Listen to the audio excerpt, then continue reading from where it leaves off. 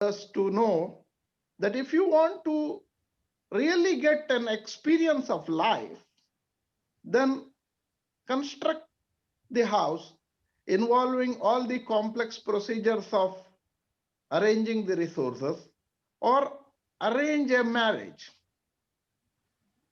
When you see that the complex procedure involved in both the processes, whether you construct a house or conduct a marriage, this involvement and management, it cannot match with hearing from somebody or observing somebody unless you do it yourself and you get involved and you see the management of resources, men, money, material, schedule, the time frame.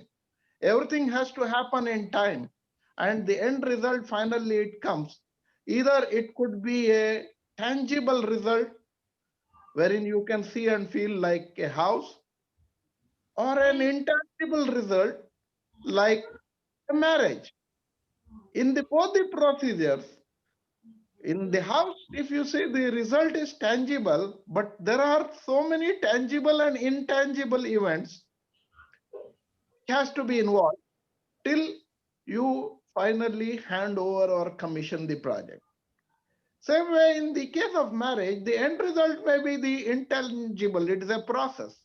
But the complex things involved includes tangible things. You have to arrange resources which are tangible. So these procedures which will be involved includes the effective, efficient management of resources with time frame to get finally the end result.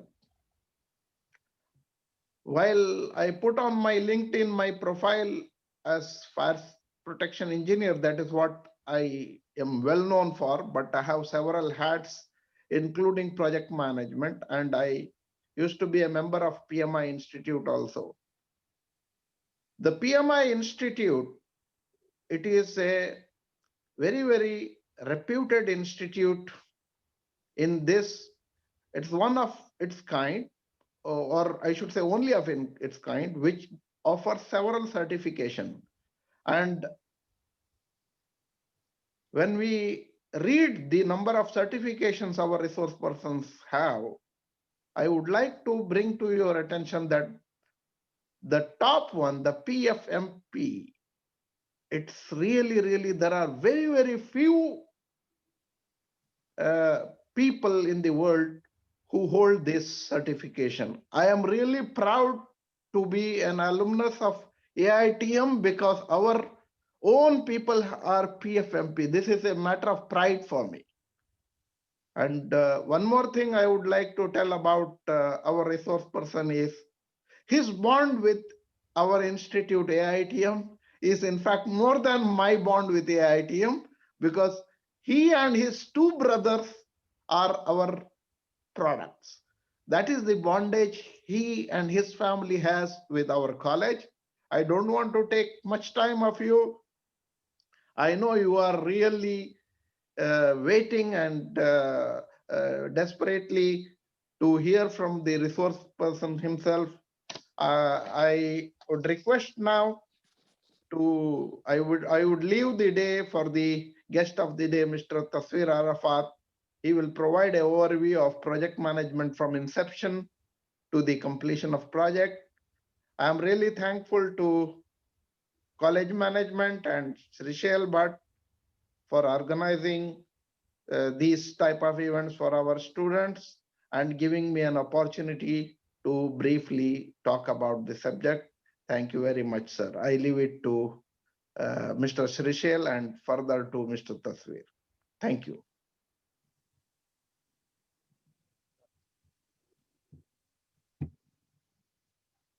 Thank you, sir. That was a very good introduction of the topic as well as the speaker. I now leave it upon to today's resource person, Muhamad Thasveer Arafath, to address the students and the participants.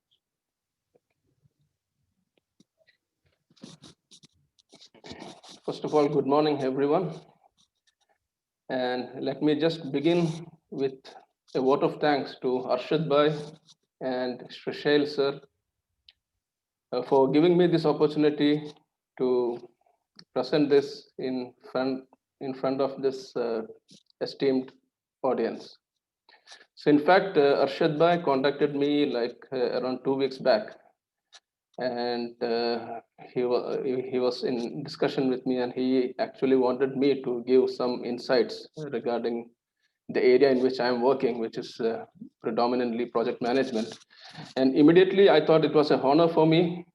And immediately I responded to Arshad Bhai, thank you very much. I am much interested for this opportunity. And this is how this program came into being. And Arshad Bhai immediately got me connected to Shrishel sir, who was very proactive. Like around 10 days back itself, he started all the arrangements, and I could really see how much organized he was. Like he was making sure of every minor details so that this event can be conducted in a smooth way. So once again, let me thank Arshad Bhai and Shishel sir, and also my utmost thanks to the management of AITM for organizing such events and giving the opportunity to address this our esteemed audience, including our budding engineers who will be out from the college in the next. Some of them will be coming out during this year, and others will be coming out in the next couple of years. So, our experience after coming out of the college, this is something we'll be sharing here, and also the area of the field in which I was working. And I hope this session will be of some value to all of you who are attending this session. Okay, so I begin again, once again, thanking the management of our college, Arshad Bhai and Shishel sir. So let me just get into our topic for today, which is titled as Project Management for Projects and Real Life. Let me just share the screen. So you can please confirm to me once the screen is visible. So Arshad Bhai, can you confirm the screen is visible? Yeah, we can see that. Yes, it's visible. Okay, thanks for confirmation. So this is a topic for today which we have selected. In fact, this was also suggested by Arshad Bhai only. Project management for projects and real life. So first of all, let's start with the basics. Project management, what and why? So when we say project management, it's a very generic term. Okay. So even before talking about project management, we should talk about what's a project. Yeah. So how do we define a project? So since our majority of the crowd is based in the hall, so I would in fact would have preferred this to be an interactive session, but I think due to the nature of our session today, so maybe much of interactions are not possible. Right now, Shishel sir, is there any interactions possible with the audience or? Yes, it's possible. It's Students possible, can. no? Okay. So can I make it more interactive? Can I ask any of our audience to define a project? So in fact, it is there. So before going to the slide, so we every day we use the term project. So can anyone define what's a project? Anyone from the crowd? I mean, any of the audience? So I want to make this a two-way communication rather than me speaking only, because we need to speak for 60 minutes. I want to make it a little bit interesting. And you know that always in project management, the communication is two-way. The project manager communicates with the team and the team communicates with the project manager. So it's never one way, it's always two-way. So anyone can suggest the definition of a project, what it is, the basic.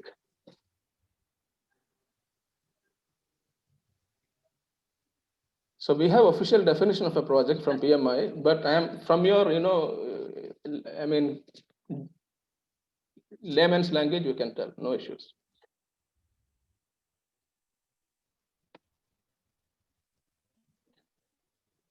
Okay, so I think we'll go forward. So project is basically defined as it's a temporary endeavor undertaken to create a unique product, service, or result.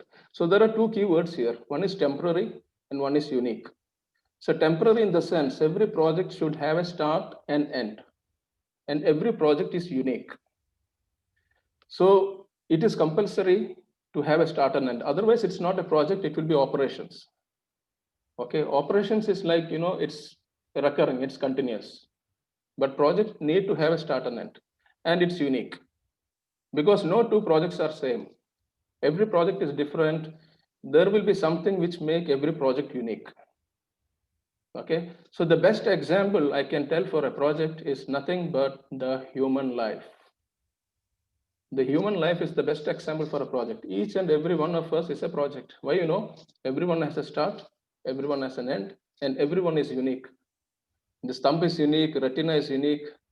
So no two persons are same in this world.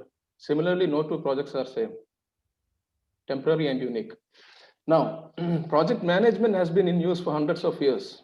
Oh no, we know like some of the great projects, Great Wall of China, Olympic Games, polio vaccine, human beings landing on the moon, our own pride, India's pride, Taj Mahal, a software application. Publication of a book is a project, because it's having a start and end, and every book is like unique. Now, what's project management? Project management is the application of knowledge, skills, tools, and techniques to project activities to meet the project requirements. So we need to apply some skills, tools, and techniques to the project. That is the project management. So there are many benefits of having proper project management in projects. So some of them I have just listed down here, you can see. So it helps in meeting business objectives, satisfy stakeholder expectations. So who is a stakeholder? Anyone who is actually positively or negatively impacted by a project is a stakeholder. So by proper project management, we can reach to the expectation level of the various stakeholders. Be more predictable. So how you say more predictable? So when you do proper project management, I will give you one example. You have schedule. So you know what has been accomplished, what is remaining. So just imagine you're doing a project. One day your sponsor comes in and asks, okay, when will you finish the project? So when you do proper project management, you have a schedule, you know what is accomplished, you know what is remaining. I have done this much of work, I took this much of time. For the remaining work, I will take this much more time. So you can actually predict where you are going. So you can, based on facts and figures, you can tell whoever is asking you that I can finish on a certain date.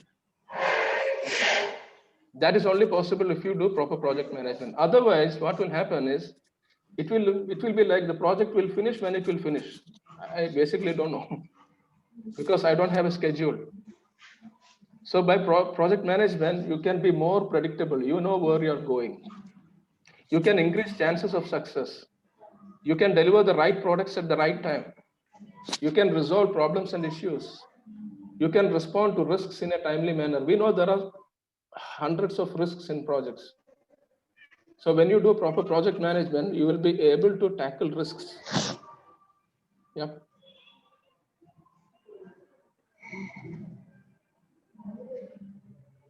Yeah, then optimize the use of organization resources. So resources are always limited. We don't have, as much as resources, no? So we have to finish the project with a certain limited resources. There is certain amount of money, and there is certain amount of time, and there is certain amount of human, physical and human resources available to us. So we have to manage that. Manage constraints. So what's constraint? Every project is having a lot of constraints. Time is a constraint. Cost is a constraint. Quality is a constraint. The resource is a constraint. So we have to manage all these constraints. I cannot take as much money as I want to finish the project. My management has given a certain set of money. I have to finish within that. So I have to manage everything within that.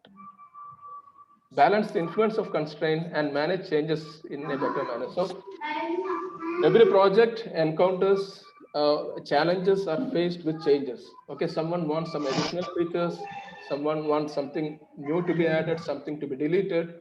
So all of these things by proper project management we can deal. All of these things.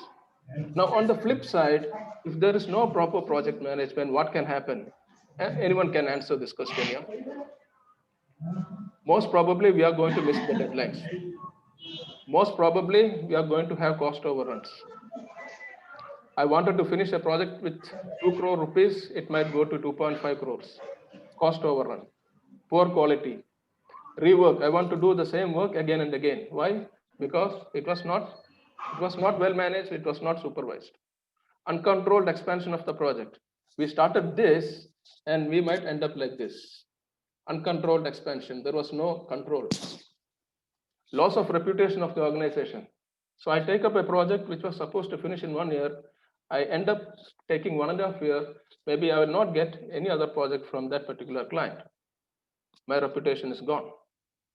Unsatisfied stakeholder. He is an unsatisfied stakeholder. He's not going to recommend me, nor he is going to give me another project. Failure in achieving the objectives. So these are the things which we don't want to happen, while these are the things which we want to happen, the advantages. So this is where we are trying to apply project management into the projects so that end of the day, we deliver what is to be delivered and there are happy stakeholders around us. So this is what we want to try and achieve. And this slide, what you're seeing in front of you, this is something which we don't want to have. This is what we are trying to apply the principles and practices of project management, which will help us or which will increase our chances of achieving our objectives. Okay. Now here I will be predominantly referring to the standards from the PMI Institute. Arshad Bhai already gave a good introduction about PMI. PMI is Project Management Institute based in the USA.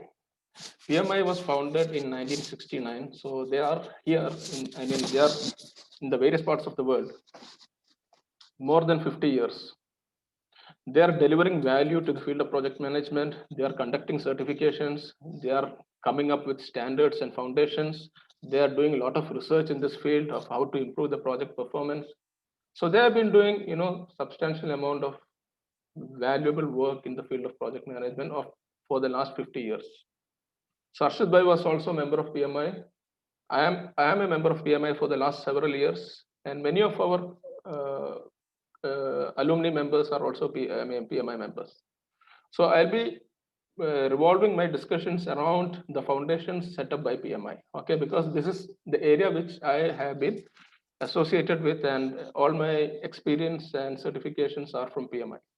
There are other organizations also similar to PMI, but since my area of specialization is based on PMI, so I'll restrict myself to this.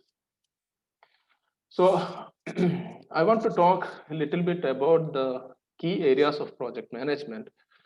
So we have something known as project management body of knowledge. We call it as PMBOK. So this is like a standard which is released and owned and administered by PMI. So this is a basic fundamental standard. It's a book basically. And this is revised on a constant basis. Like currently it is version 6. And in 2021, version 7 will be out. Okay. So it's like a book of 900 pages. So I cannot definitely speak about that. I just want to take one page out of it, which is giving the entire, snapshot of the entire book. Okay, this is what I will talk now for the next 10-15 minutes. So when we talk about project management, these are some of the key bullets which I want to highlight to you. There are 5 project management process groups, 10 knowledge areas, and 49 process. And the scope of this webinar doesn't allow us to go into the details, and I will be just touching on this. So when I say the 5 project management process groups, what are they? So when you start a project, first of all, what you do, you initiate it. That is initiating, we call it process group. Then before I start the work, I need to plan it. That is planning. So once I have the plan in place, I'll be in a position to start the executing. So the next is executing. That's my third process group. So I execute and I reach to a certain stage where I'll be able to close the project I have to close it properly. I have to close it in a controlled way. I have to make sure every objectives of the project has been met. There is nothing unresolved. All issues are closed. Every documents are finalized. All approvals are there. Then I will be in the closing process group, we say it. That is the fourth one, closing. And through this entire process, there is something known as monitoring and controlling. So monitoring and controlling is something you as a project manager has to do throughout the period. Starting from initiating to closing, you have to continuously monitor and control so that you make sure the project is on track, it's on schedule, it's as per the cost, it is as per the quality requirements. So that's why you see monitoring and controlling, I have put it in the bottom, which basically spans across the life cycle of the project. Right from initiating to closing, you have to continuously keep on monitoring. So monitoring and controlling is a key aspect of project management. As a project manager, you will be most of the time you will be doing monitoring and controlling. Photo निकाल के रखेंगे इसका. Yeah, I think Shishir sir, so there's some noise coming in between.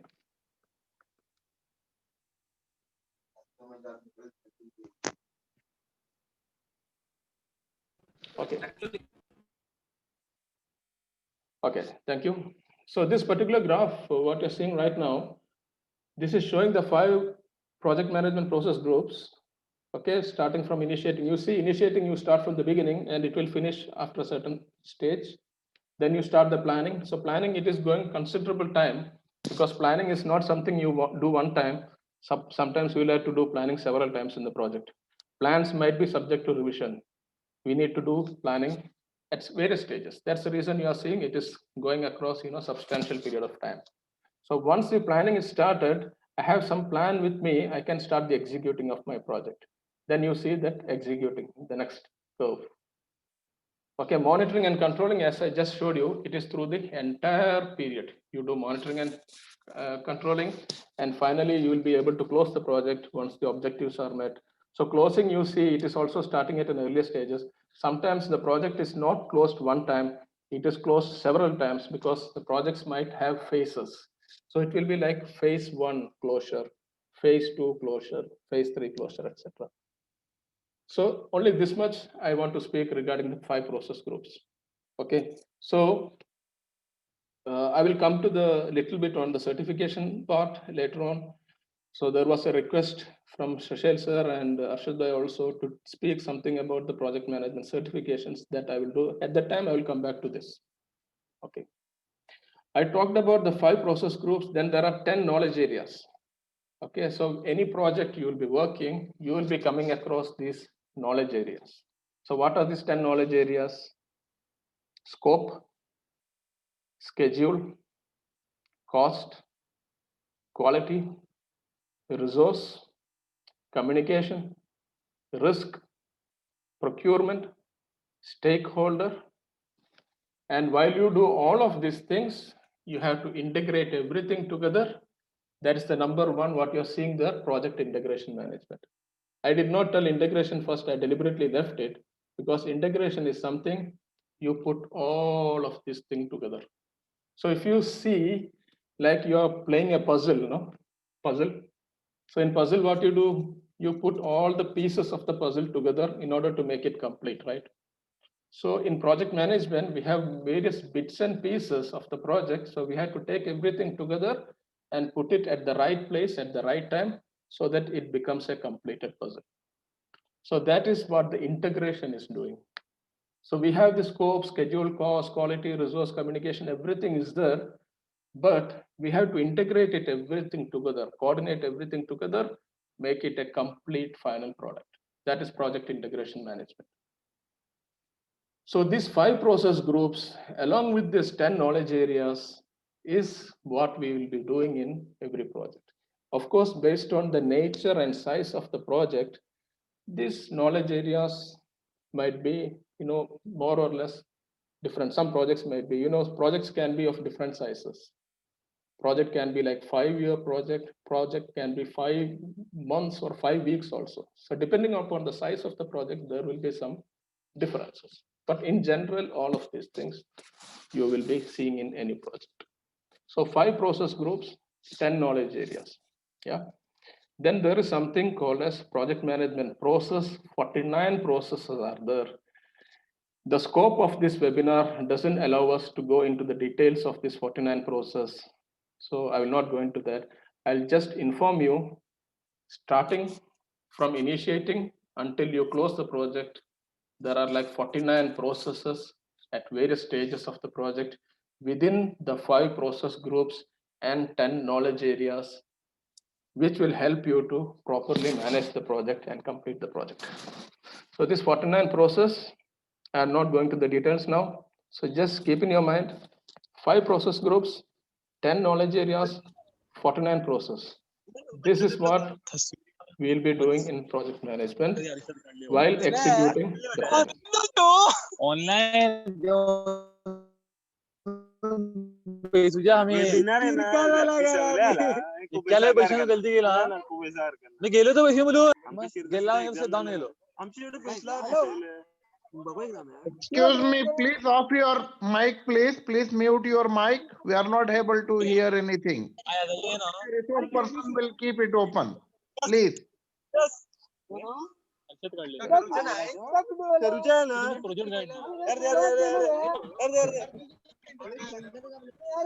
Okay, so I will mute all.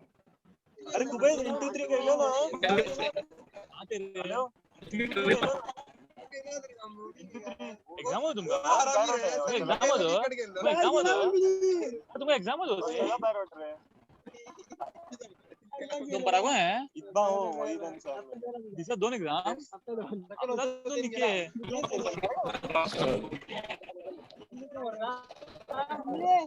Please mute your mic.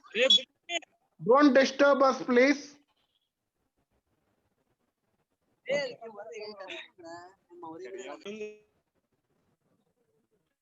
Okay, so we'll continue. Now we have talked a little bit about the project management itself. Now let's speak a little bit about the role of the project manager. Okay, so what all we discussed now, so one of the key stakeholder in any project is the project manager. So the project manager is the one who is basically making sure all these processes are going on well, and he is primarily responsible for the successful completion of the project. So we'll have just some touch points on that. So in this picture, what you can see is like an orchestra is going on there. Yeah. So you see in the center, there is a conductor. He's like the music conductor. Okay, so you know why I put this picture in this presentation? Anyone? What is the relevance of this picture in this presentation? Anyone can answer, please. This composer is controlling everything. I think because he has composed this and he is controlling each and everyone, when to do, what to do, whom to do this one. This is why maybe. Yeah, exactly, sir. So Ismail bhai, thank you very much. So how do you relate this to the project manager? So the conductor is like a project manager, right? Right, that's correct. So just like the conductor of a music who is conducting, who is basically coordinating the actions of various team members who are basically playing the various instruments, the project manager in a project, he is actually coordinating and integrating the actions of the various team members. So that's why we correlate the project manager to the conductor of a large orchestra. Okay, so conductor is not expected to be able to play every instrument. So the music director, he may not be knowing to play all the instruments in the orchestra, but he knows what has to come out, how to coordinate, and what should be the result. So similarly, the project manager may not be an expert in all the fields, but he will be able to integrate and he will be able to coordinate for the successful outcome of the project. So this is why I just try to correlate the conductor of a music to the project manager. So both of them are integrating and coordinating. So this is what I was telling, integration. So integration is a critical skill for the project manager. So in any project, if you see, You need to do schedule management. Maybe there is a scheduler there. Planning engineers will be there. You need to do cost management. So cost control, maybe cost controllers will be there. You need to manage the quality. For that, maybe you have the quality assurance, quality control team will be there. You need to manage the procurement. For that, the procurement department itself might be there. Procurement team will be there. You need to manage the resources. For that, maybe there is a resource manager.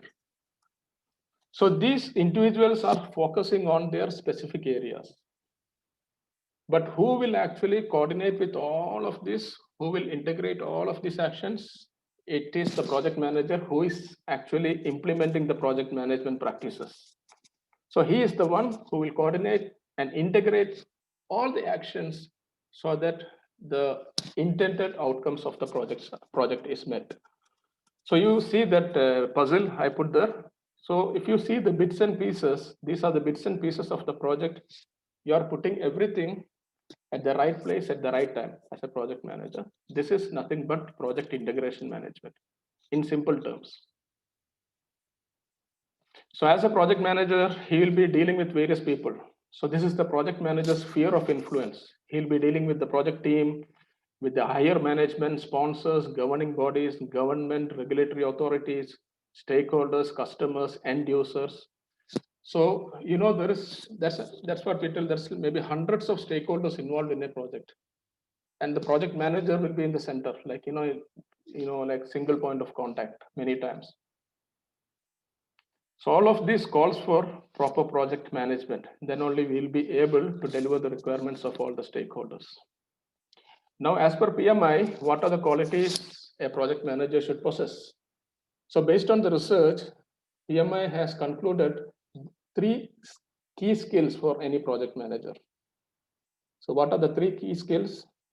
One is he should be having technical skills, leadership skills, strategic and business management skills.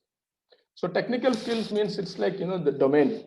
So now you're all engineers. Some are electronics, some are electrical, some are in civil, some are in computer science. So the computer guys, they'll be working in IT projects. So the civil guys will be working in civil projects. Electronics, electrical, they'll be working in their respective projects. So you need to have the domain knowledge. So that is the technical side. Then only you will be able to apply the principles and practices of project management. So I should be, being a civil engineer, I should know some fundamentals of construction. Then only I'll be able to apply the principles and practices of project management. So that's technical skills. Number 2 is leadership skills. So as a project manager, you are a leader. You are going to lead a big set of team. So you need to have leadership skills. That's number 2. And number 3 is you need to have some sort of strategy and business point of view. Why my company is doing this project? Okay, what is my company's strategy? What are the things they are looking out as a benefit from this project? So I should be knowing this, the strategic and the business side of the project. Then only I'll be able to, accordingly adjust the requirements based on the strategy of the organization. So these are the 3 key skills. Okay. Technical, leadership, strategy. Same thing is written over here. So you can go through. By the way, if required, I will pass these slides to Shashel sir. If any of the participants would like to refer to it, later on I can share all these slides with our participants. So after having discussed about some basics about the project management process groups, project management knowledge area, and the processes, what we are going to expect, a project manager is applying all of these principles and practices.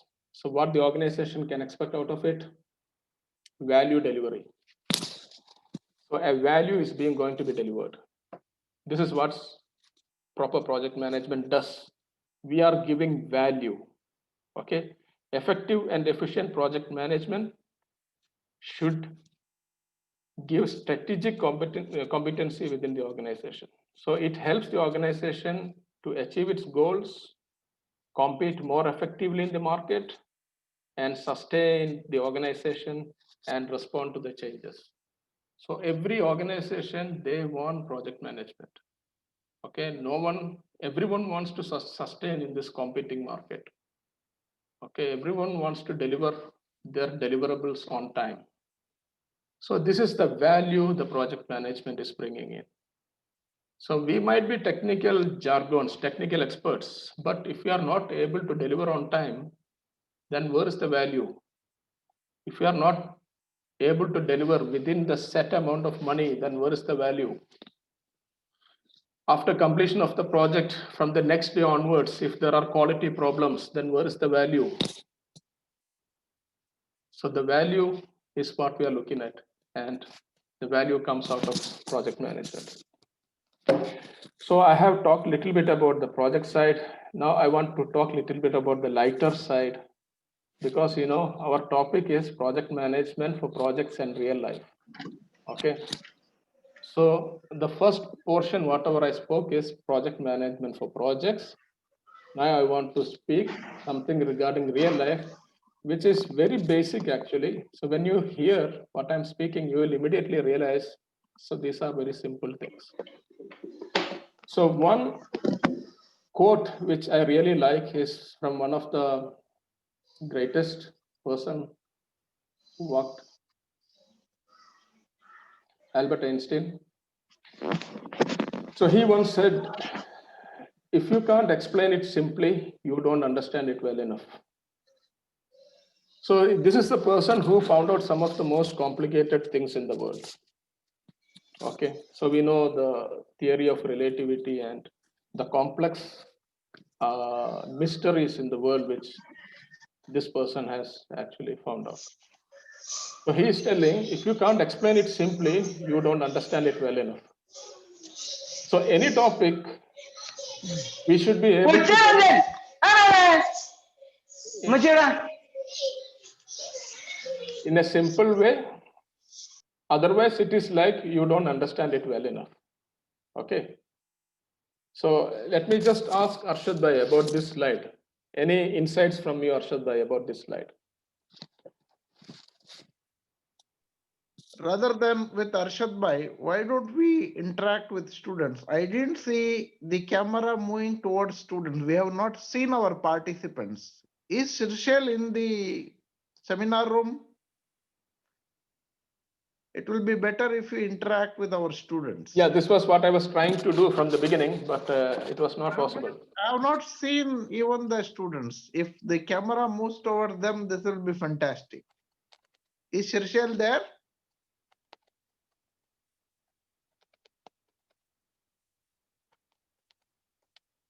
Yes, he is there.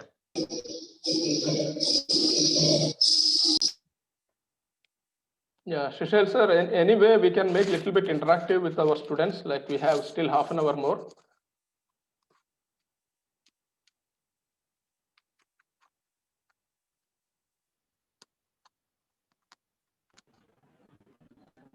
Yes, sir. Yeah, is there any way we can interact with our students, Shishel sir? You can call students and Okay, towards the end, you mean to say?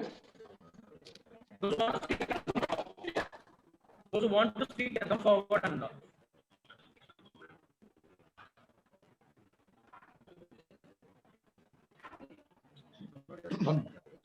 Okay, I will continue.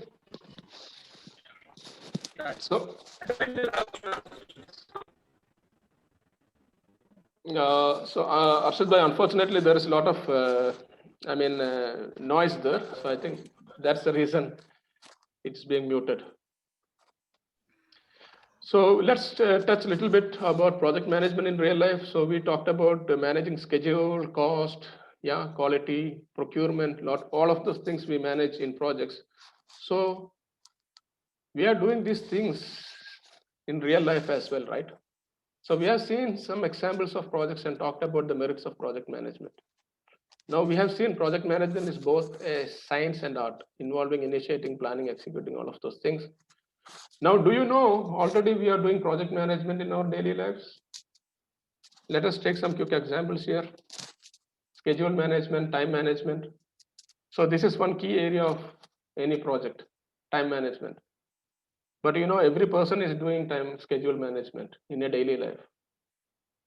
Okay, so a life from morning to evening, it's like with a start and end. So every day is a project. So every day you are managing time. So knowingly or unknowingly, you are doing projects in your day-to-day life. One good example here, Mr. Thasveer, is this session itself. This session itself is a project. Yes. The cycles of project. Absolutely, yes, 100%. So every project, the project manager is managing budget. He's managing cost. So everyone is managing budget in real life, right? So you are managing the budget to build a house, to buy a laptop, to hire an equipment. So budget management every day you are doing. Similar to the project manager is managing the budget for the project. Each individual is managing the budget in his daily life, which is similar to the budget's cost management. Project manager has to do communications management in the project. So it is said that 90% of the time of a project manager is spent in communications. 90%, 90. So it is like almost the whole of his time is spent in communication. Either he is on the phone or on the email or in the meetings. It's all communication. Every individual from morning to evening, he is doing communication, right? So is there anyone doing without communication? So even people who are not able to speak, they are also communicating in some way or the other.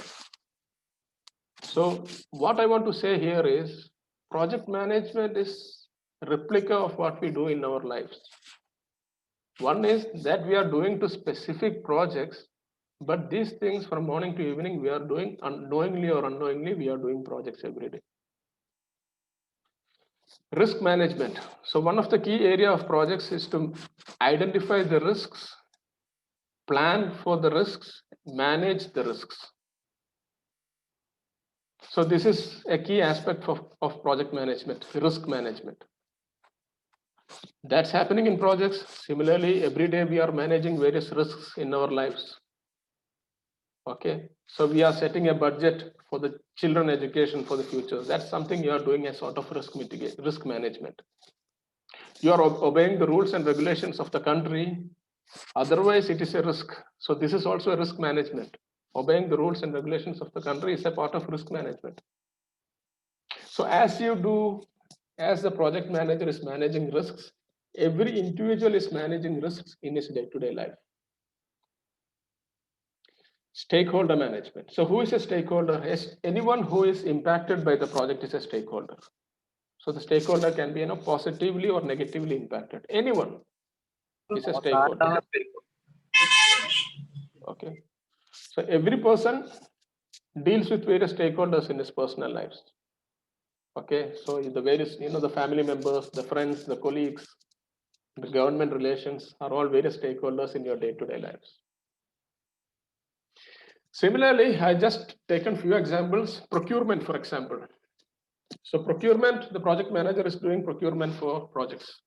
So every individual is doing procurement for his own family's purpose. So he is managing procurement. So you can see striking relationship, okay, between what is being done in projects and what is being done in day-to-day life, real life.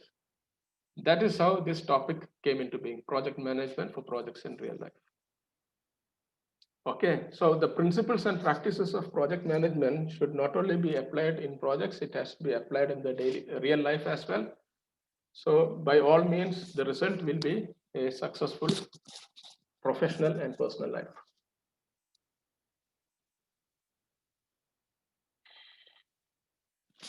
Okay, so again, this was the core area of our subject. So we have like another 15 minutes. I want to talk about a little bit of code of ethics. So we know what is code of ethics. We know what's ethical behavior. And it's very important in projects to have certain set standards of ethical behavior. Yeah. So PMI is... 1 minute. I want to stop you here. Yeah.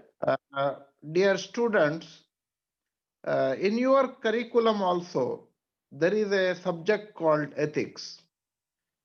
I was with principal last time when I visited Bhatkal.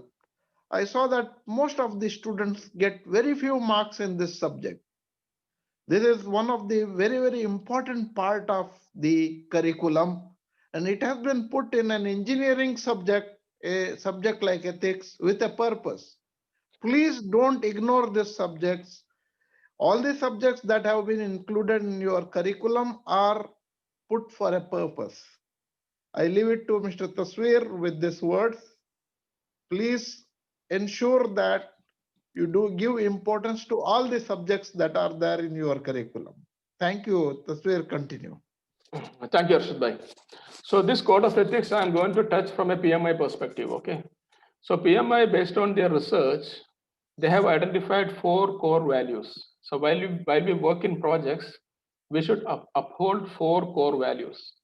So especially this part of our discussion, I would have loved this to be an interactive session. But unfortunately, I think, Shishel sir, is there any way we can make it interaction with at least few of the students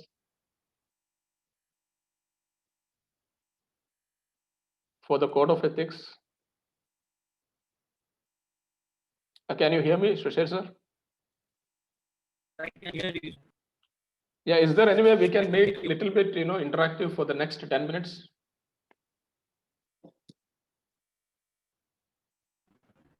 Yes, sir.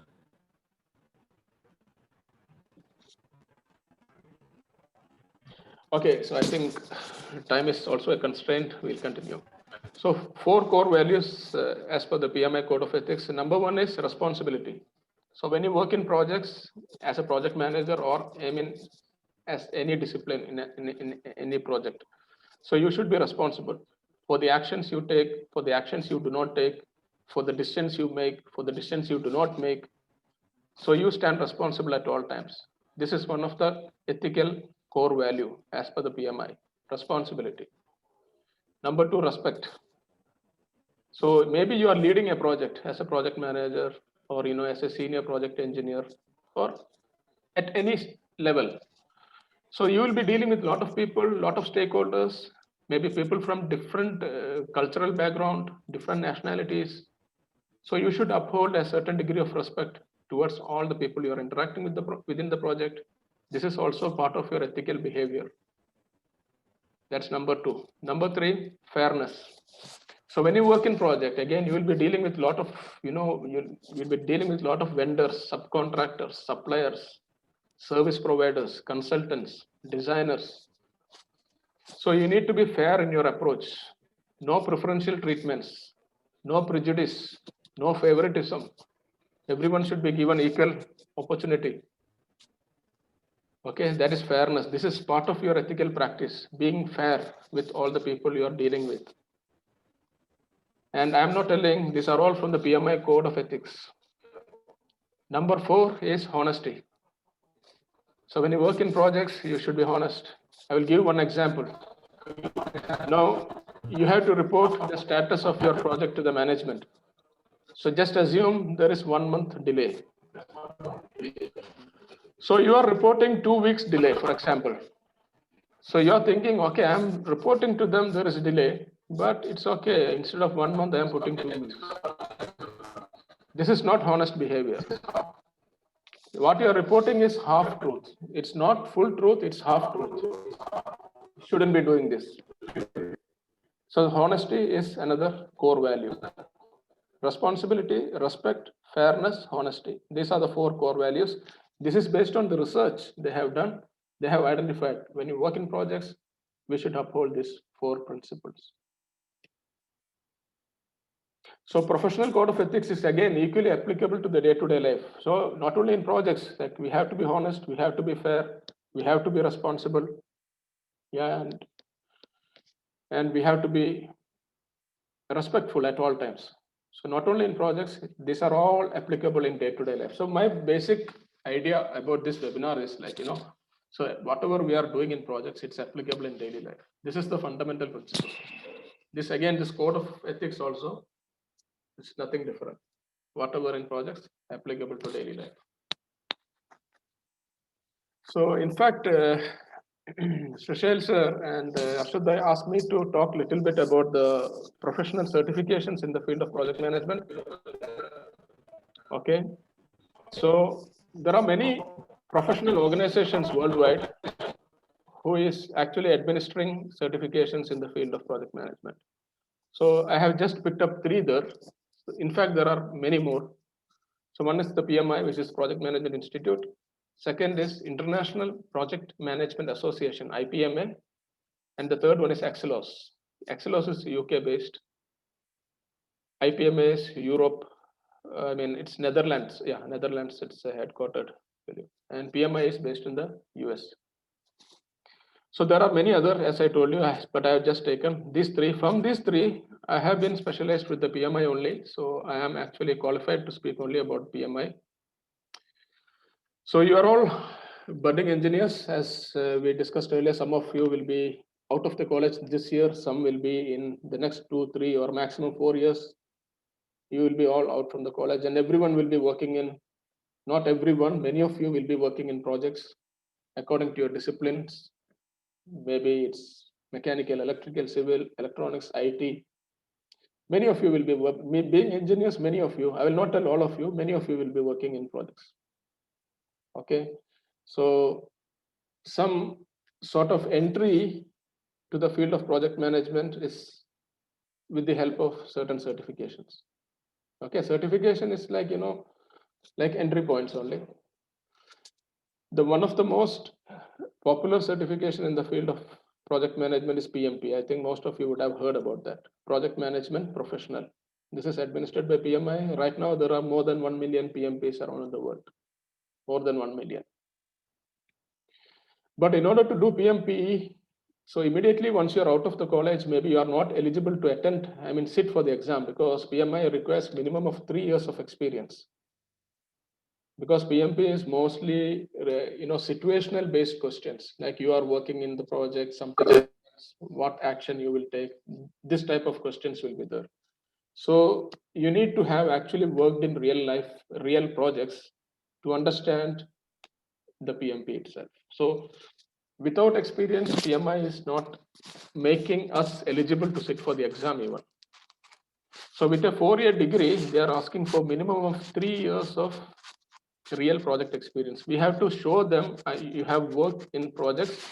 You have to actually make an application telling these are the things I have done in the project. You have to submit it to PMI. They will review it. Once they are convinced that you have a real project experience, they will give you an approval. Then you can attend a course. Then you can prepare for the exam and pass it. But many of you, since you are just out of the college, will not be eligible for that. But what you can consider is there is another entry-level certification, which is known as CAPM, Certified Associate in Project Management. For CAPM, PMI is not asking for any real project experience. This is like, to enter into the field of project management. Then there are other advanced specializations like, portfolio management. So as Arshad Bhai told, portfolio management professionals right now, there are less than 1,000 people in the world right now, worldwide, around 900 something, PFMP, portfolio management. Then there is PGMP, program management professional. Then there is RMP, risk management professional. Then scheduling professional, so someone who is working in schedules, planning engineers, etc. So they can specialize in scheduling. Professional in business analysis. So business analysis is one area which is very popular in IT. So you will see this position known as business analyst. So the business analyst will be assisting the project manager to collect the requirements, to make sure the product of the project is in accordance to the stakeholders' requirements. So that's what the business analysts do, making sure all the requirements of the stakeholder are within the product of your project. Then there is this Agile Certified Practitioner, ACP. This is very popular nowadays, especially due to the changing environments. Okay, so our friends from IT industry, they will be having a lot of information about this, because mainly a lot of people from IT background, they are doing this Agile project management. So the Agile is how to manage projects which are constantly revolving around changes. So just imagine if you are doing a research and development project. So research and development project means like you cannot fix the scope from the beginning 100%. So you will be doing some research, you will finding out something, then you will plan for the next stage. then you find out something, then you plan for the next stage. So the project will be done in cycles or iterations, and you are not able to make it 100% clear from the beginning what's the scope of my project. Then how you deal with such projects? That is agile. That's what agile is dealing with. How to deal with the changing environment, changes in environment. So the agile basically is welcoming changes. While our traditional project management, we try to fix everything up, scope is clear from the beginning, then we make a plan, then we execute the project. So that is traditional style, traditional project management. We call it as waterfall. It is like water is falling in a pattern, no? So like that, we do waterfall.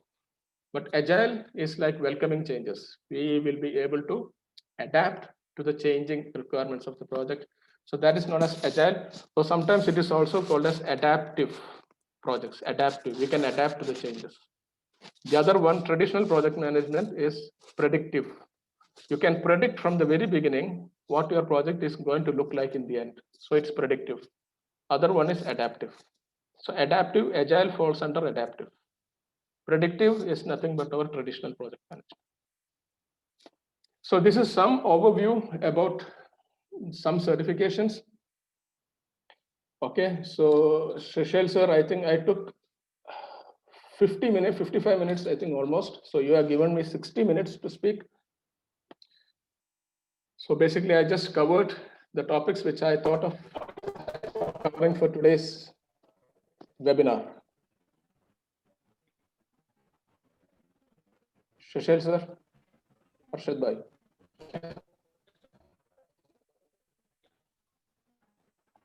Have the question answer session.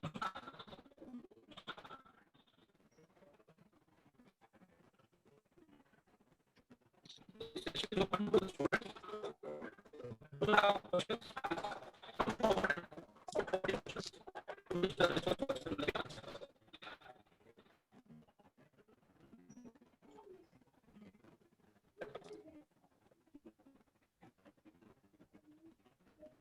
Trishal, your voice is breaking. Can you off your camera and use only speaker?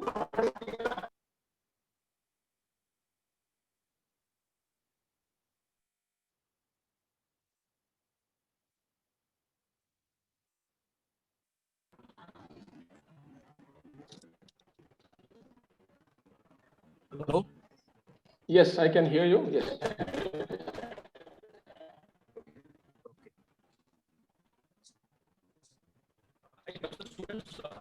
I request the students to put forward some questions to the resource person.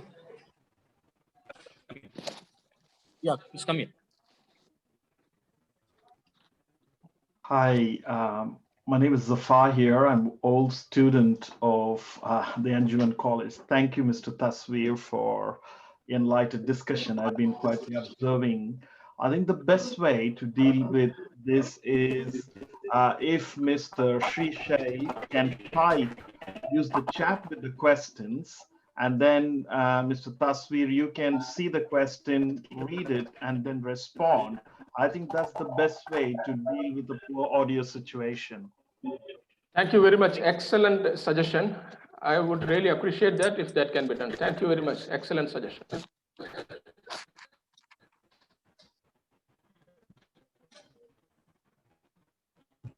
So Shrishal, you can start typing your questions in the chat box so that the resource person can read those questions. Maybe some questions from your side to just start the discussion so the resource person can start engaging. That's very good session, please, Shishil sir. I think that's the way we can sort this matter out.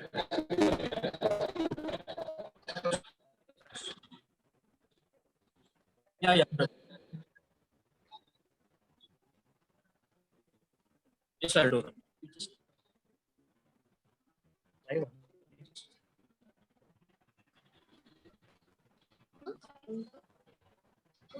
Good morning, sir.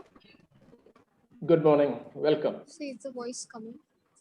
Yeah, I can hear you. Okay. Sir, I'm Aisha Rani. So Yes, Aisha. take my. So, sir, you explained about the 4 code of ethics, right? So, my Yes. question is, while doing a project, if I'm in a situation where I have to do a certain thing which go against the code of ethics, but is absolutely necessary for the completion of the project, so how do I go about it? Okay, so something which is against the code of ethics and it is absolutely necessary to complete the project. So immediately I see there is a slight contradiction here in the question itself. So can you try to imagine any scenario? Then I will be able to better explain to you. So something is very important, you're telling, but it is not ethical, but at the same time, it is needed to complete the project. So I think there is some issue going on. So can you come up with a scenario? Because I sense an issue in the question itself. So it looks like we have to do something unethical to finish the project. So what is that? So as a project manager, you should be knowing that, Aisha. So immediately I sense a problem. So what do you think about my reply?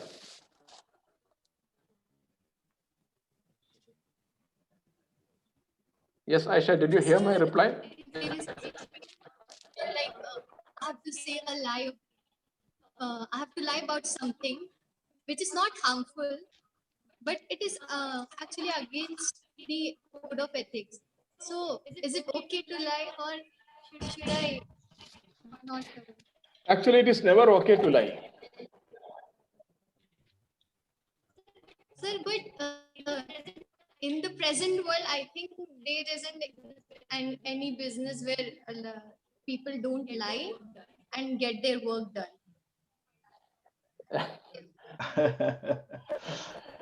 But the thing is, we have to be ethical in our practices. Okay, so when you say lie, again, it depends on, what is the intensity of the lie. Anyway, my first response is we should be ethical in all. I mean, from starting to end, we should always stay ethical, and there is no room for lies. And when your initial question was, there is something which I need to do, but it is not ethical, but it is important to finish the project. So this is having a problem. The question was itself, I can sense a problem in that. Okay, so we have to always be. I mean, honesty is there. Honesty is like even in your communications, in your reporting, you have to be honest. So there is no I mean point in hiding the truth or uh, telling half truths. It should be always complete. I think you get what I'm trying to establish here, no, Aisha? Yeah. Thasveer, if I may add, I think if you're practicing, you lose your certification if you behave unethically.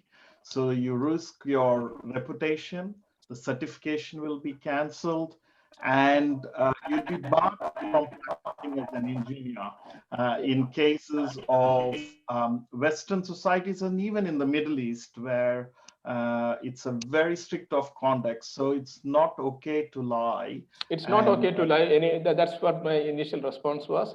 And being a certification holder, like as far as PMI is concerned, if they come to know that as a PMP holder, you are doing unethical practices, your certification will be cancelled even. So they have the right. Actually, there's a tick mark that we have to tick into that I'll be following all the code and professional code and ethics of PMI. We are ticking that on, then only we are going for the exam. So after the certification, if you're not doing that, it's not, you're following what you actually committed. I want to add something to here, Mr. Thasveer. Yeah. Me, myself, I am working in SNC level as Shirshel has informed in beginning. As part of large corporates of what I am working, every year in the month of December, we are required to pass the exam for Code of Ethics. There are 15 questions and minimum 12 answers we have to correct. At the end of every year, at the year end, we are required to attend a small course on Code of Ethics, which is like 45 minutes. And in between, you will have questions. And at the end, you are supposed to get your certificate in order to continue your employment with the organization. It's a mandatory requirement, and it's not just with my company. There are many corporates which follow this. They want to, every year they bring new examples, and they want to make yourself aware of the company's policy on ethics. For example, I will give you one question where one candidate he failed.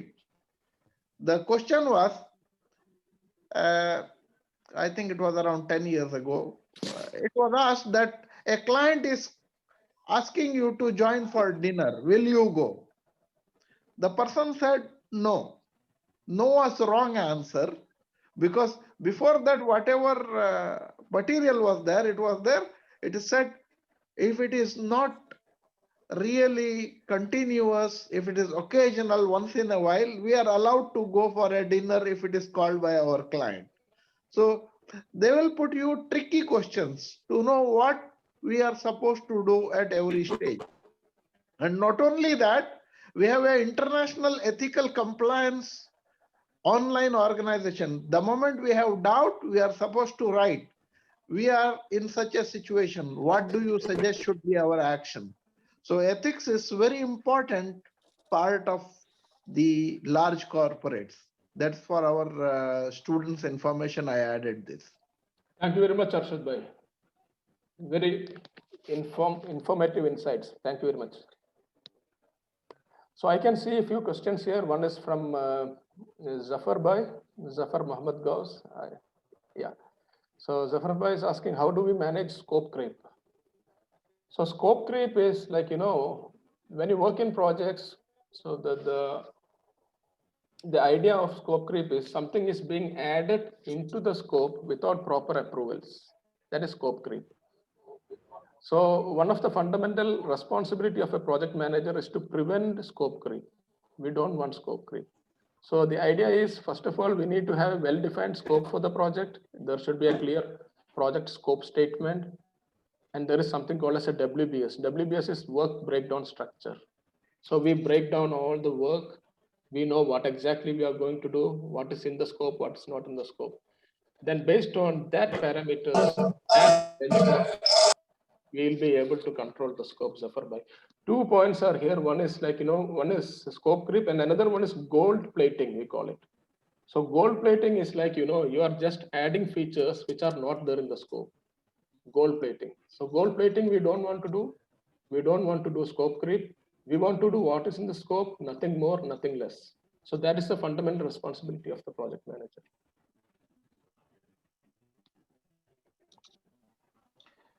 And also, I think with the scope is always, if it's not out of scope, always there's an opportunity for variations, isn't it? Yes, correct. To put it across. Yeah, the variations will go through the correct change control process. Yeah. So if there is no change control process, things are kept on adding, then the project will never finish on time. So it is the responsibility of the project manager to protect the project from scope creep. Yeah. Good question. Thank you. So the next question here I can see from Mubu. Sir, is there any reference book for PMP dealing with practical exams? So one book I can immediately recommend to you is Rita Mulcahy. Very famous book. I will just type it here. So you can just consider this one. Rita Mulcahy, PMP Prep. That's one book which is immediately coming to my mind. Sushil sir, any other questions we can take?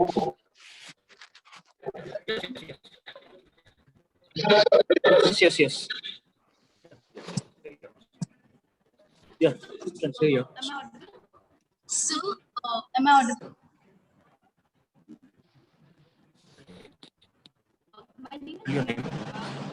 My name is Ume Farwa. My question is about project management. To compare it to the things that we do in day-to-day life, but the issue is that we are so bad at managing others in our professional life. regards to that.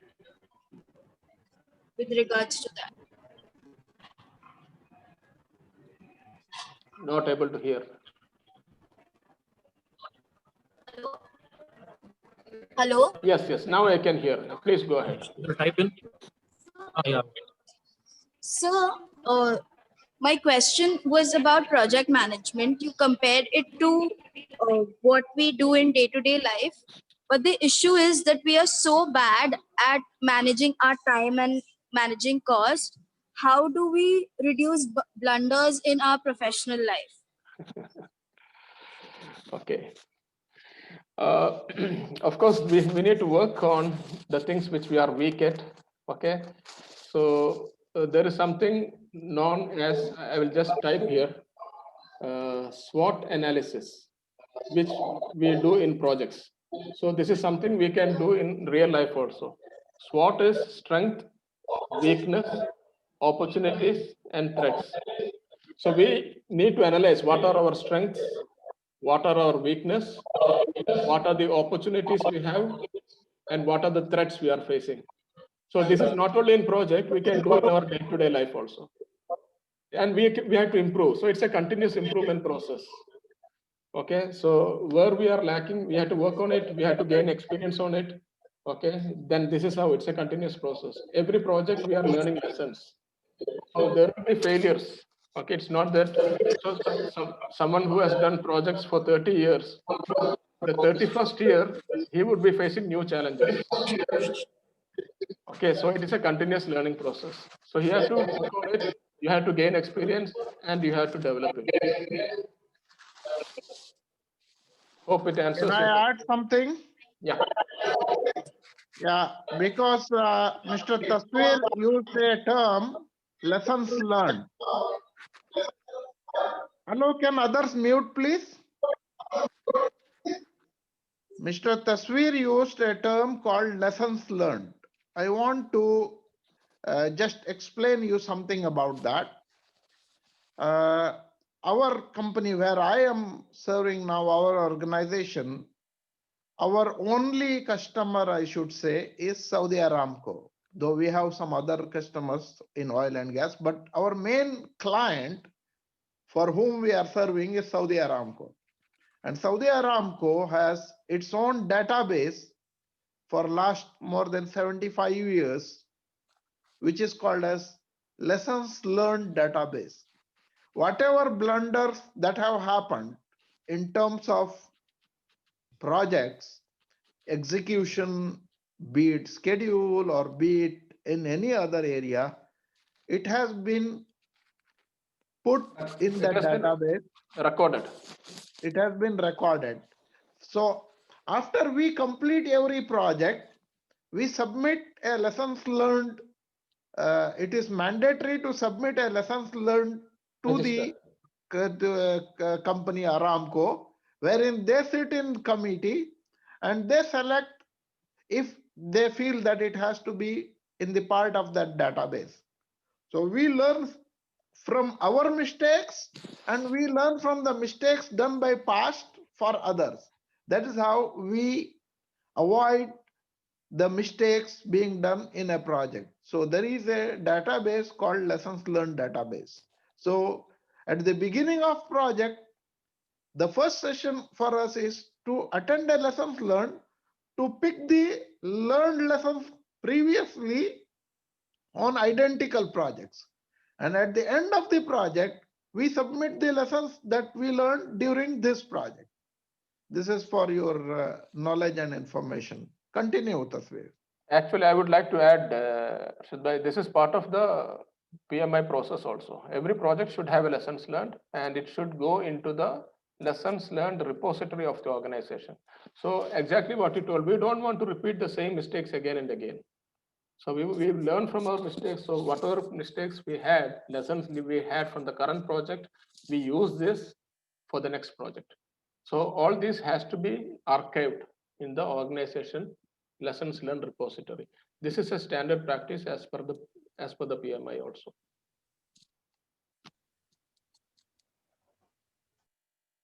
Thank you for that points regarding from your real project experience, Arshad here.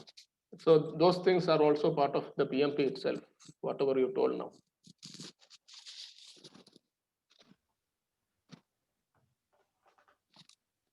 So we still have time. We can have more questions, please.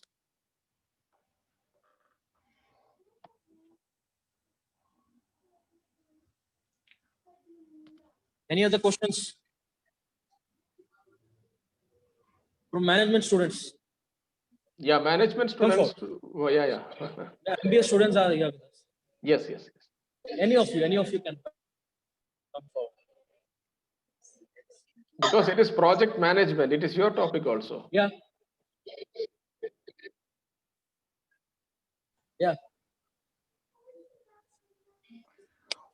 While a Any of you, question please come forward.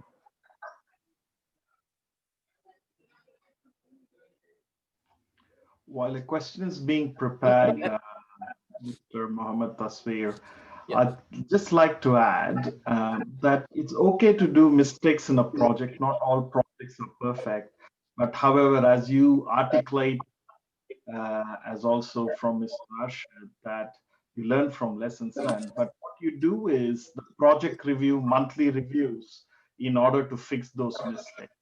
We are all humans and we tend to do mistakes, but as you rightly said, it should not be repeatable. A person can fall from the cycle 2 times, 3 times, not every time. And that's where the project review help, I believe, isn't it? Your project management framework in order to not to repeat those errors. 100%. Absolutely.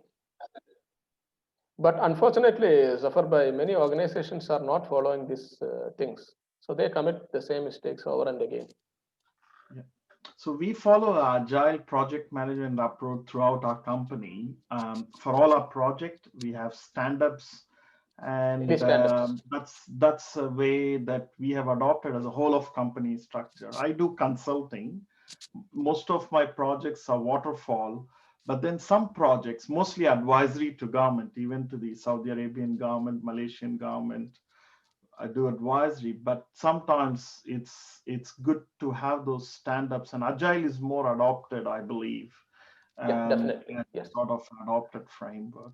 But in construction, I don't know how that works. Yeah, construction, it's we have been in predictive and traditional project management only, but now people have started talking agile in every industry. But how far it can be applied, this is something which we have to wait and see. Research is going on, and you are dealing with IT projects, huh, Zafar bhai? Yeah, 50% of the company is IT, but the project I deals with strategic consulting, mostly advisory and policy advice. So I work in the satellite databases, as well as how do we use them for planning country level plans.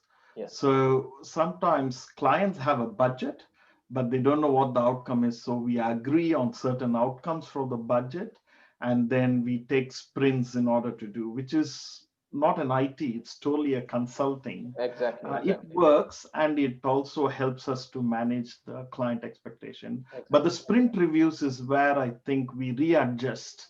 Yes, we call it a retrospective, no sprint retrospective. And Zafar bhai, we actually wait for your next webinar, okay? Yeah, sure.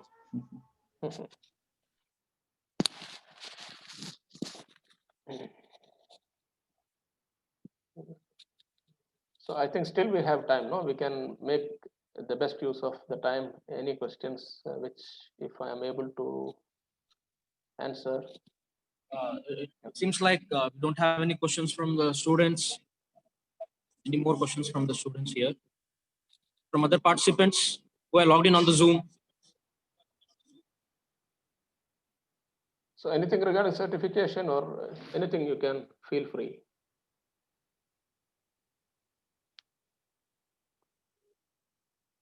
About the certification.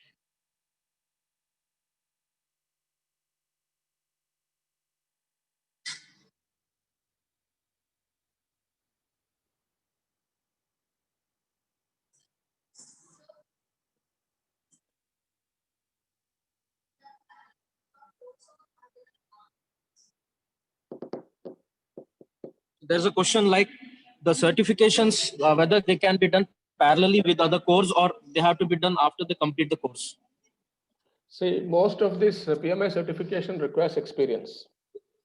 So the one thing I told you, the CAPM, it is like the entry level. So they are not asking for experience on that.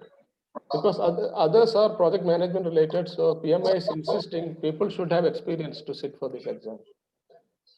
Okay, so our students, they will be out of the college and they'll start working in projects 1, 2, 3 years. They'll be eligible for all of these certifications, which will basically, all their experience will help in this exams, because most of the questions will be situational based, scenario based. You are in the middle of a project, certain things happen, what action you will take? You are in the middle of a project, the sponsor wants certain changes, what action you will take? You are in the middle of a project, there is a major delay in a procurement item, what decision you will take? So certain such scenario situation based questions, so people would have already felt that in your real life. So their experience will definitely help in the certification process. So it's not theory, it's basically, it's not only theory, it's the practical side is also being considered in this certification. So then only it adds value, no? So someone has passed and there's a, I mean, certificate is there, but he's not applying it in the real projects, then the value is not coming. So that's the reason we need to apply this to the real projects. And for that reason, they are asking you should have real projects experience. I hope that makes sense, yeah, Sushil bhai? Yes, sir. But there are other certifications which doesn't require, one I highlighted here, which is CAPM. Immediately after the, I mean, coming out from the college, you can attend that CAPM, which is very good also. You will get very good perspective about project management.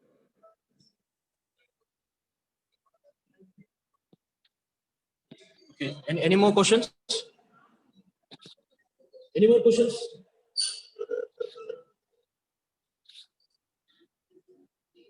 Okay, I have one question here. Can you give brief about PMP exam preparation? Okay, I think I can answer that question. This is from Mubu. Okay, so as I told you, the basic requirement is like you're having a 4-year degree plus 3 years of experience. So the first step is you need to take a 35 hours of 35 contact hours of project management education. Okay, so our company was giving this 35 contact hours of education, and I'm happy to announce that 4 of our alumni members have passed PMP in the last 2 months. We have all of this from our training programs. 4 of them have passed now. So one of the gentlemen is Arshad Bhai's sister's son, yeah, Mr. Ismail. So Ismail is also our alumni member. So Ismail passed. Then there is another gentleman called Ahsan. He passed. Then Shanaf. Then Suhail. Suhail is from Hubli, Karnataka. So these 4 people, which we had the trainings over the last few months, all of them passed. Okay, so you have to attend this training, which will help you in preparing. Then you have to make an application. You have to go to PMI website. You have to make your application. You have to submit that. That's in the prescribed format. Then the PMI will review it. They will take maybe 1 week to come back to you. Once you get the application approval, then you have to schedule an exam. You have to make a payment fee is there. Then you have to sit for the exam and pass it. That's it. This is the process. So the exam is like 4 hours and 200 questions will be there. And currently it's all MCQs, multiple choice only, 200 questions, 4 hours. And what is the pass percentage, we don't know. So PMI has not publicly announced what's the pass percentage. So after you finish the exam, within few seconds, your result will be displayed on the screen. Congratulations, it will come. But it is being said that pass percentage is 8%. Is it true? 80? 8? Yes. No, that cannot be true. That cannot be true. It cannot be that low, right? But it is a tough exam. Yeah, it is a tough exam, but I mean, there are more than 1 million people there who have passed this. 1 million out of 6 billion. There are more than 6 billion people on planet. Yeah, but how many would be? Yeah, of course. I mean, yeah. I am really proud of you, Mr. Muhammad Thasveer Arafath, that you are one of the 900 PFMPs in the world. And I have a colleague in my office who is PGMP, and I know how many even PGMPs are in the world, and PFMP is really a dream.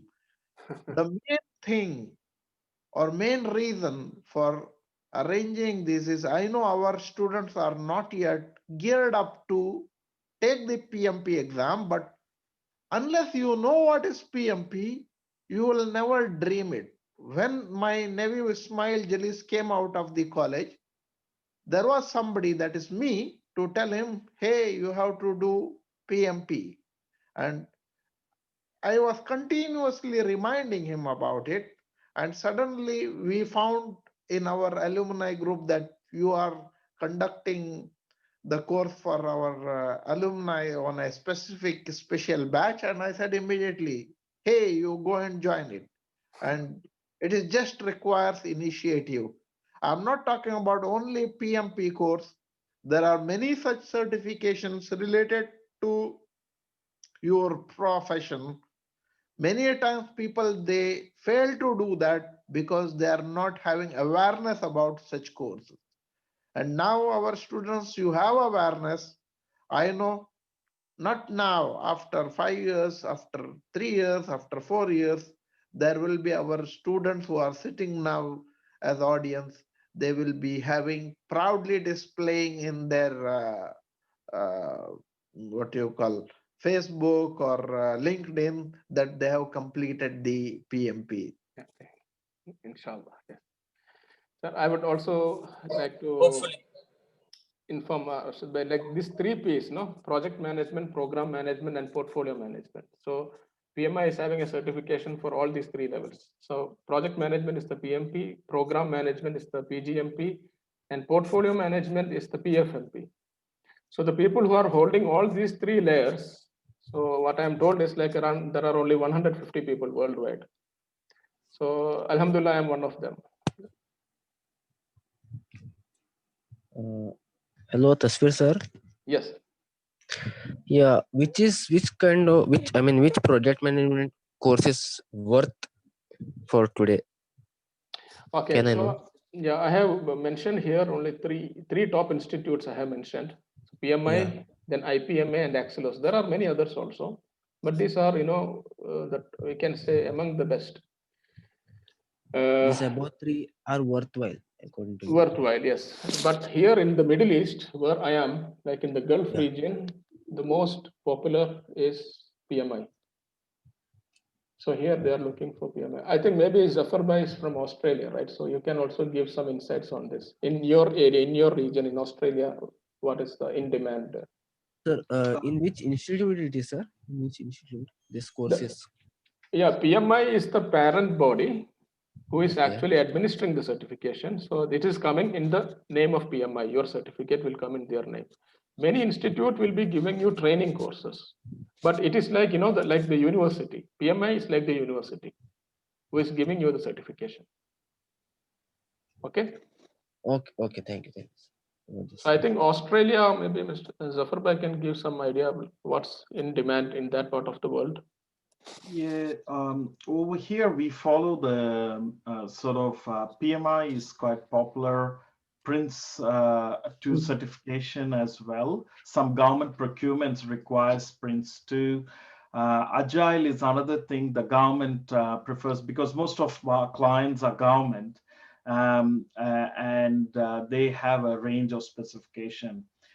At the end of the day, certification helps, as Mr. Thasveer has explained, with experience. It's not like IT.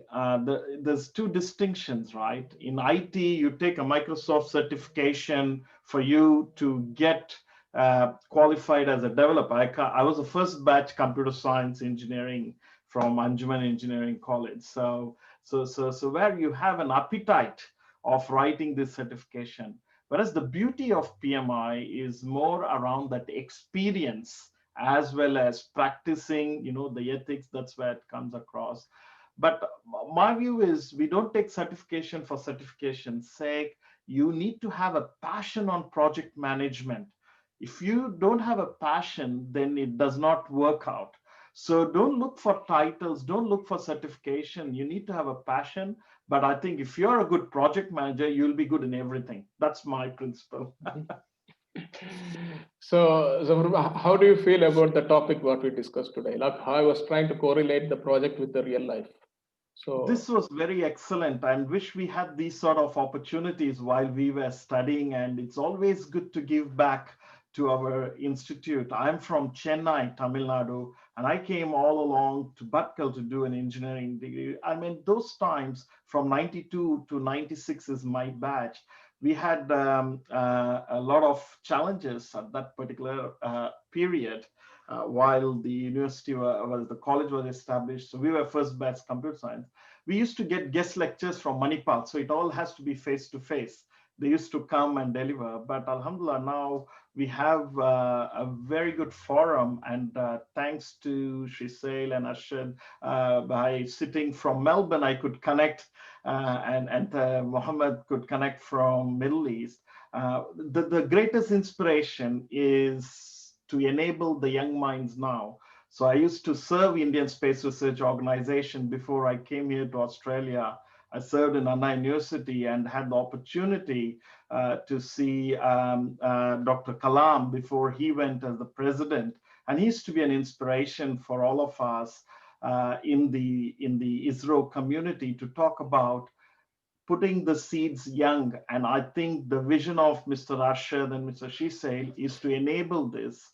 And today's topic, I think, really helps open the mindset, set the direction of our students to aspire what they want, but they don't have to wait until they graduate.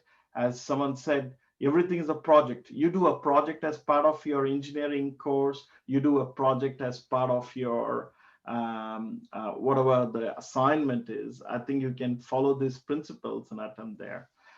But I think there's a variety of certifications. It's more compliance, but it's more on demand basis that you work across. Thank you. Thank you very much, Zafar. Much appreciated. Very useful insights. Thank you very much.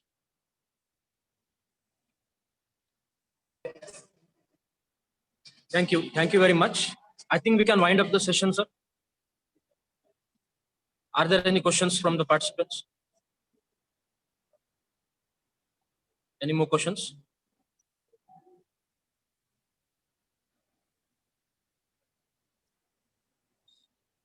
So shall we wind up? Yes. Thasveer, sir? Yes, sir. Thank you very much. Let me just take a minute to thank you everyone for taking your time from your busy schedules, especially that we have people from around the world. Okay, so all of you have spent, set apart your valuable time for this webinar. Much appreciated. And I wish all our students to come out in flying colors in their exam and meticulously plan their career and find out which area they have interest in. That's an exercise which they themselves have to do, and try to focus on that, build upon your skills and strengths. And also you always do SWOT analysis in life: strength, weakness, opportunities, and threats. So you need to build your strength. At the same time, you need to know what are your weaknesses. So what I need to improve. So SWOT is done in project. So SWOT can be done in real life as well.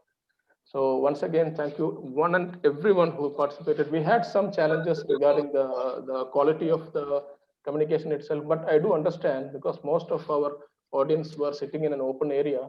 So the moment you switch on the mic, there will be a lot of distractions. So that's understandable, and we can maybe improve. We are sorry for that. It's okay. So it's a lessons learned now. It's the first time we conducted something like this. Yes, it is a lessons Earlier learned. in the lockdown, students logged in from their phones, but now since students are coming to college, we had to arrange something like this. Yeah, so it's a lessons learned for us, how we can improve the quality of that, technology. We have to make arrangements for that, for live camera and mic. Yeah, this is some arrangement in the exactly. seminar hall. Yeah, this is exactly the lessons learned which Arshad Bhai was telling. So we can improve for the future webinars. Okay. So thank you very much.